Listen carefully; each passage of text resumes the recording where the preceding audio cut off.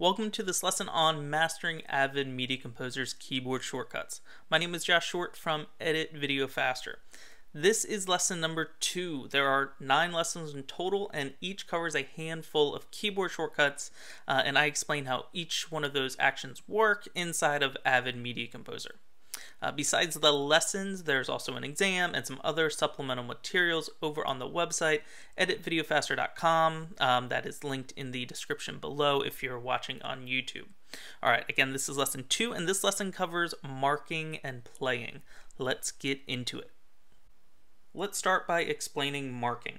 Marking is basically setting in and out points, and with those in and out points you can edit stuff from the source monitor into the timeline. You can extract things out of the timeline, things like that. So marking is very critical to just editing in general in Avid Media Composer.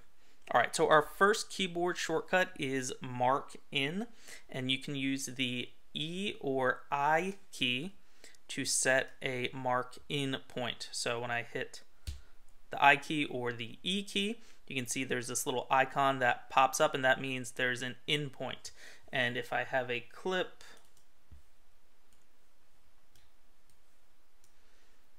in the source monitor, I can set an in point as well. Setting an out point is basically the same thing. I move further down the timeline, either in the source monitor or in the timeline itself, or over here in the record monitor, and I can hit the keyboard shortcut to set an out point, which is R or O. And I hit that key, and the this clip already had a out point already set, and it doesn't matter if there's an out point set or not. I just hit that key again, and the out point will move. And same thing down here in the timeline. And now when I set an out point, it basically, it'll highlight this section here from the in point to the out point. Okay, and if I was to edit a clip in, it would cover up this portion.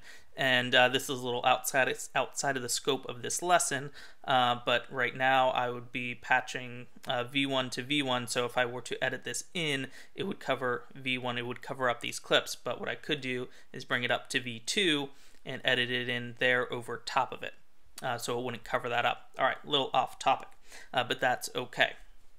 Our next keyboard shortcut is mark clip, and to do that you use the T key.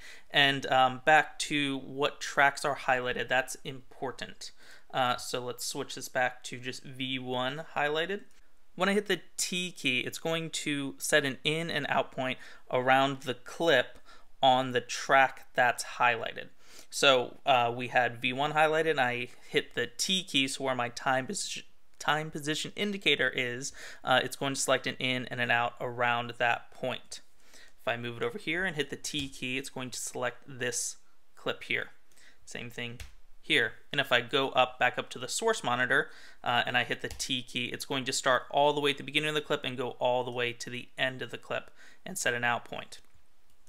All right, so back to if there are multiple tracks selected, it gets a little trickier. So if I have V1 and V2 selected, and I hit the T key, it's trying to find a common start and end point. So if I zoom all the way out, it doesn't have one. Let me try and make that a little clearer.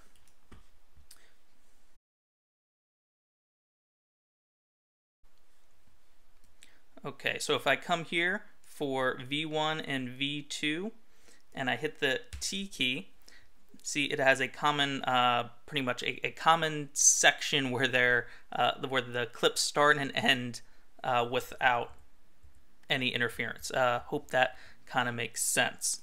So it's a little trickier when you have a couple tracks selected. Sorry guys, this one's kind of tricky to explain. If you dive in there and start messing around with the T key to mark clip, it'll make a little more sense, I promise you. Moving on to our next shortcut, it is the clear in mark, and that is the D key.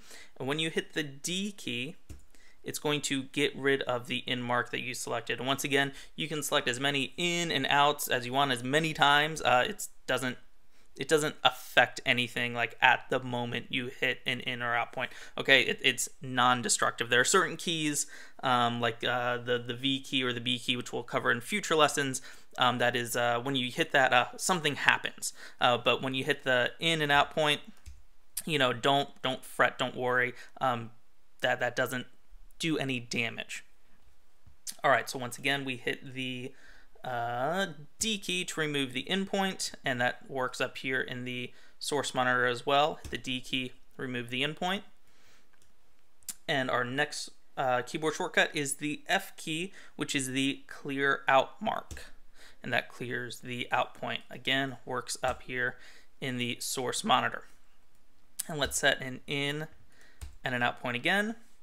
And our next key is the G key, which is clear both marks. And what that means, when I hit the G key, instead of having to hit D and F to clear the in point and the out point, I can just hit the G key and remove them both.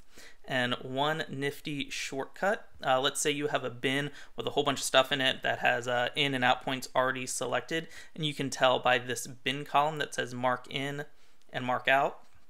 So when I open this clip up, you can see it already has an in and an out selected. So let's say, for whatever reason, I want to get rid of all those in and out marks. I can select all the bins in the clip by hitting Command or Control A, and then I hit the G key, and all those in and out marks go away. Cool, quick and kind of cool tip for that. All right, that is it for marking. Let's move on to the playing shortcuts. We are editing videos, and with videos we want to watch them. So to do that, we have to hit the play button. Kind of makes sense, right guys? And I'm sure if you've been using Media Composer for 5 minutes, you kind of figure out how to play. There's a lot more than just hitting the spacebar to play. There's more to it. And besides hitting the spacebar, there's like five other ways to just play or pause in the timeline or in the monitors. So we have the spacebar, we have the tab key, we have the tilde accent key, and we have the 5 on the top row. And when we hit any of those, it plays. See, our video is playing. We can see that's here. We see our time position indicator moving. And then we hit the play key again, any of the shortcuts, and our video stops. To be honest, I changed my tab and tilde keys to other things. For what it's worth, my tab key is my add edit key, and my tilde is my match frame key, just because there's so many different ways to hit play. And I use the next shortcuts, the J, K, and L keys, far more often than hitting the 5 key or the spacebar or tab or tilde. So let's get into what J, K, and L does. When I hit the L key, that's play forward, and it plays just like I would hit the spacebar. But one other thing I can do with it is hit it again and it plays a double speed, or hit it again and it plays a triple speed. And you can see that up here. That's 90 frames per second. I'm in 30 frames per second. Let's start back here. So I hit play, it's normal. Hit the L key again, it goes up to 60 frames per second.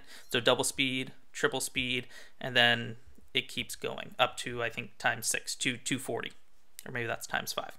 Bad at math right now. All right, and the same happens when you hit the J key, but in reverse. So you hit the J key and it goes backwards. Hit it again, double speed backwards. Hit it again, triple speed backwards. So on and so on. And then what I'm doing to stop it, I'm not hitting the spacebar again, I'm hitting the K key. So I'm playing here, then I hit the K key to stop it. The J, K, and L keys, all right here, they're all right next to each other, so you don't ever have to take your hands off the keyboard. And for me, since I'm a lefty, it's great because kind of keep one hand on the mouse and use J, K, and L to move through my timeline. So out of all the terrible things for us lefties that we have to deal with, at least the J, K, and L keys kind of work out in our favor. Our last play key is play in to out. So we covered in to outs earlier. If I set an in point and an out point, and again, that's the E or I key, and then to set the out point, the R or O key, I can hit the number 6 on the top row, this guy here, and my video is going to play from the in point to the out point and stop. So we'll just let that run. and I didn't touch anything and it stopped automatically. One other tip for using the play into out is you can loop that playback. So if I hold down the Option or Alt key and hit the number 6, it'll play and then loop. See, I'm not touching anything, and it just keeps playing that same section over and over.